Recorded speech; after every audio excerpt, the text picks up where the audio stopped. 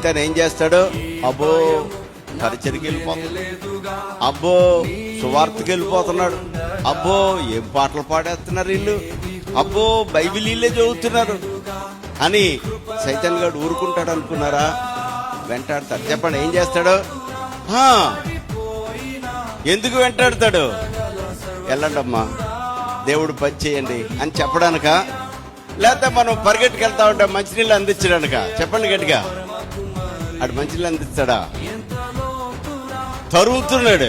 తరుగుతున్నాడు. మనల్ని కూడా అలాగే తరుగుతాడు. దేవుని ప్రజలు భయపడ్డారు. అప్పుడు దేవుడు చెప్తున్నాడు, మోషే ఎందుకు భయపడుతున్నారు? మీ పక్షంగా 14వ వచనం, మీ పక్షంగా నేను యుద్ధం చేస్తాను. మీరు కాదు యుద్ధం చేసేది, మీరు కాదు పోరాడేది, మీరు కాదు ఎదుర్కొనేది, మీరు